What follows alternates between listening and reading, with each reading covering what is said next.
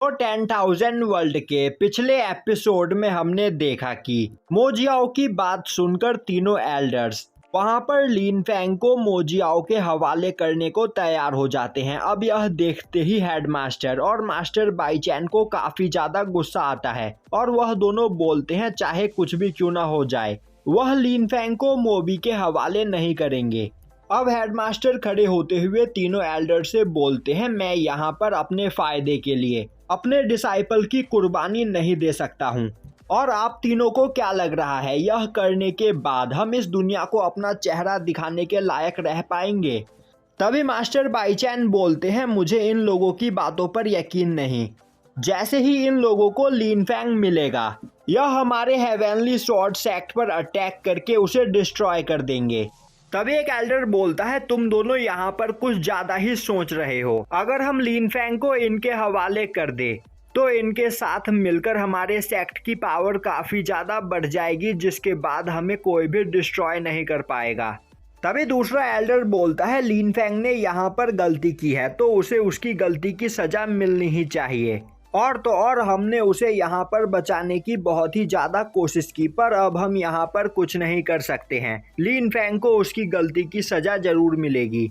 अब यह सुनकर हेडमास्टर तीसरे एल्डर की ओर देखने लगता है। तभी तीसरा एल्डर बोलता है अब हम इसमें कुछ नहीं कर सकते हैं। अगर हमने मो फैमिली से फाइट करने की कोशिश की तो हमारे सेक्ट के साथ साथ हमारे 10 मिलियन डिसाइपल भी मारे जाएंगे। तो अपने सेक्ट और डिसाइपल्स की जान को बचाने के लिए हमें लिन फैंग की कुर्बानी देनी ही पड़ेगी।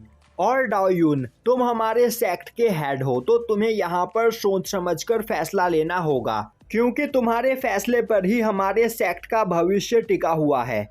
तभी मास्टर बाईचैन गुस्से में खड़े होते हुए बोलते हैं चाहे कुछ भी क्यों ना हो जाए मैं लिन फैंग को इन लोगों के हवाले कभी नहीं करूँगा। अब यह सुनकर तीनों एल्डर्स भी वहाँ पर शांत हो जाते हैं। वहीं यह सब देखकर सिनर काफी ज्यादा डर चुकी होती है जो देखकर सभी लोग उसे संभालते हैं और अब वह गुस्से में अपने स्वॉर्ड को बाहर निकालते हुए बोलती है यह लोग ब्रदर लिन फैंग को मारना चाहते हैं तो फिर क्यों न पहले हम ही इन्हें मार दे। और अब वह अपने स्वॉर्ड को लेकर उन पर अटैक करने के लिए आगे बढ़ती है पर मिस सुई उसे रोक देती है। तभी क्वेंसू आगे जाते हुए एल्डर से बोलती है हम लोग लिन फैंग को मोबी के हवाले नहीं कर सकते हैं। लिन फैंग एक जीनियस पर्सन है और अगर उसे यहाँ पर कुछ और दिनों का टाइम मिला तो वह अपने फादर लिन साओटियान से भी ज्यादा पावरफुल बन सकता है। तभी मोबी हंसता हुआ बोलता है शायद से तुम्हें नहीं पता कि लिन साओटियान स्पिरिचुअल डोमेन में जाकर मर चुका है और लिन फैंग भले ही कितना भी पावरफुल क्यों ना हो वह मेरा सामना नहीं कर सकता है। और यहाँ पर मैं तुम्हें एक सलाह देना चाहता हूँ अपने काम से काम रखो। यहाँ पर तुम्हारे सेक्ट के एल्डर्स मुझसे बात कर रहे हैं तो तुम्हें बीच में बोलने की कोई जरूरत नहीं वरना तुम बहुत पछताओगी।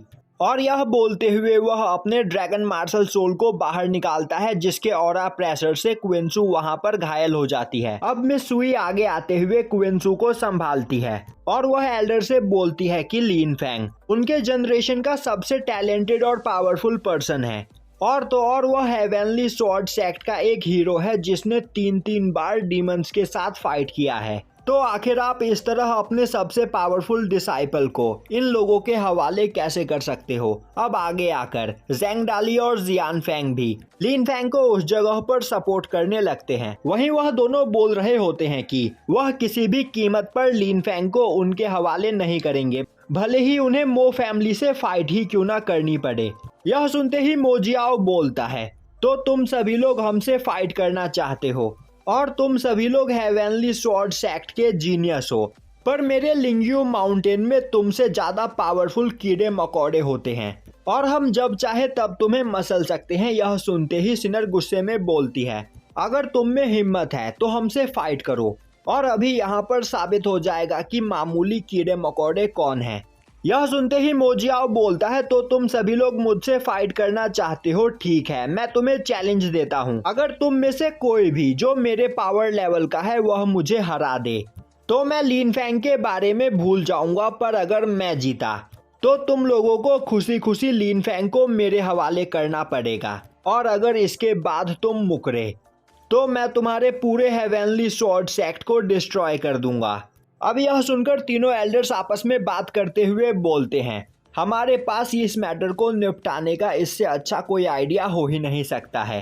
अब तीनों एल्डर्स इस कंपटीशन के लिए तैयार हो जाते हैं। तभी मोजियाओ आगे आता हुआ बोलता है, हम यहाँ पर 3 मैच खेलेंगे और अगर उन तीनों में से तुमने मुझे एक भी बार हरा दिया तो मैं अपनी हार मान लूंगा।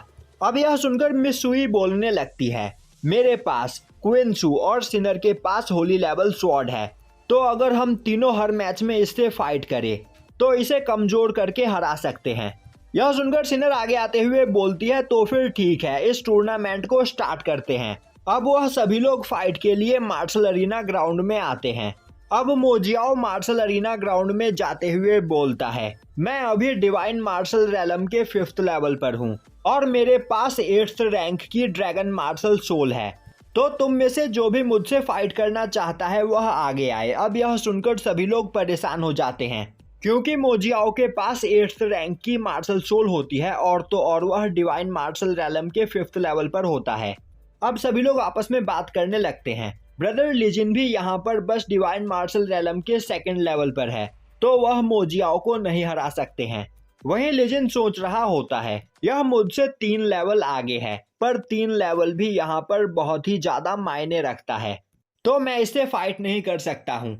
वहीं पर ज़ेंगडाली और जियानफेंग बोल रहे होते हैं, यह डिवाइन मार्शल रैलम के 5th लेवल पर है और हम सभी लोग अभी बस डिवाइन मार्शल रैलम पर पहुंचे हैं, तो हम में से कोई भी इसका सामना नहीं कर सकता है।